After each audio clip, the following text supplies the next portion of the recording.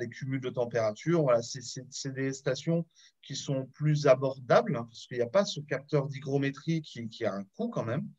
Et ces stations-là sont souvent mises voilà, en grande culture ou pour les systèmes d'irrigation. On a également l'anémomètre, direction du vent, rafale de vent, vitesse moyenne de vent. On a un autre capteur qu'on appelle la lanterne. Ça va être uniquement température-humidité. C'est principalement fait pour le maraîchage sous serre, mais c'est utilisé également pour des frigos en arboriculture, frigos de stockage. Et on a de plus en plus de demandes également pour des stabules, voilà, pour l'élevage. Je vais direct sur les capteurs qui sont à la fin. C'est des capteurs donc Arbo-Viti avec un capteur d'humectation foliaire qui va venir mesurer la quantité d'eau qui se trouve sur la feuille et la durée d'humectation de la feuille, principalement pour de la tavelure ou pour du mildiou.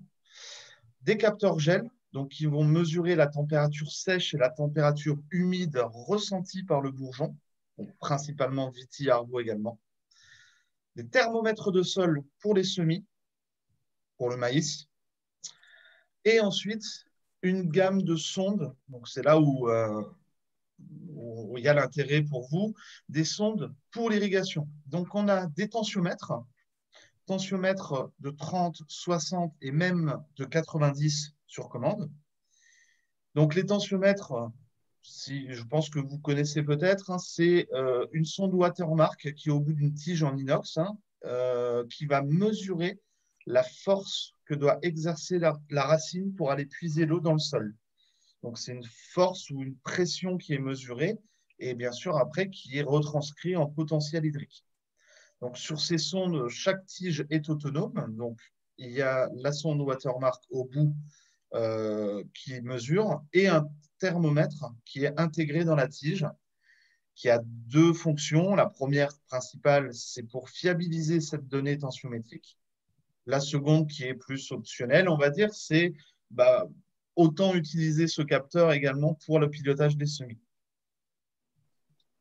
On a également des sondes capacitives, donc là, on est vraiment dans le vif du sujet.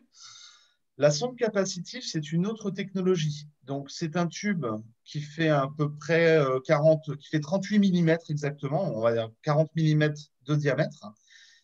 On a deux longueurs également, 30 cm, plus spécifique pour le maraîchage des types de sols bien particuliers, et à 60.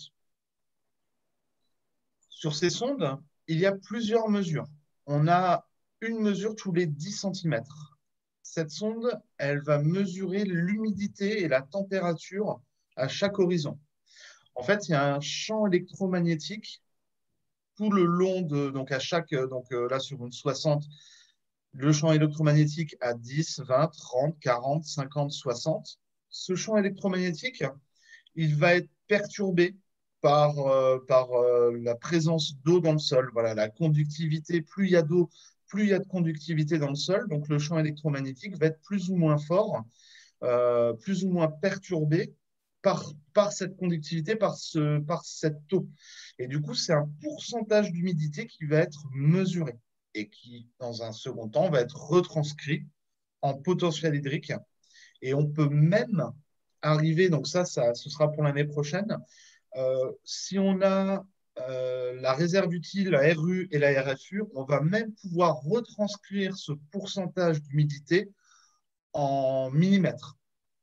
Donc, ça va pouvoir vous dire quelle quantité d'eau en millimètres il y a dans votre sol. Et donc, par rapport à une certaine évapotranspiration, par rapport à la cinétique de la courbe, on va pouvoir interpréter la quantité d'eau optimum à rajouter. Donc, c'est le gros plus de cette sonde, c'est qu'on est beaucoup plus précis et on peut quantifier, ça reste un algorithme, hein, mais on peut quantifier l'eau qu'il y a dans le sol. Voilà pour la gamme de capteurs qu'on a actuellement. Et donc, en général, on fait un nouveau capteur par an. Un nouveau type de capteur. Bon, là, on est pas mal. Donc là, la sonde capacitive, c'est vraiment ce qui est ce qu'on a fait cette année. Et des premières doivent être livrées. Les premières ont été livrées, les premières commandes passées ont été livrées et les prochaines arrivent très prochainement. Voilà pour les capteurs physiques, je dirais. Alors, je ne sais pas si j'essaie d'être rapide parce qu'après, je vais passer un petit peu de temps sur l'interface. Mais est-ce que vous avez des questions sur ça? Donc là, le matériel qu'on a commandé au niveau de l'association des irrigants, donc c'est la sonde de 60 là, capacitive, et la station météo version pluviométrie et température. Oui, de tête, c'était ça, ouais, c'est ça. Donc, c'est les sondes capacitives, donc la A60 et la station météo. Tout à fait.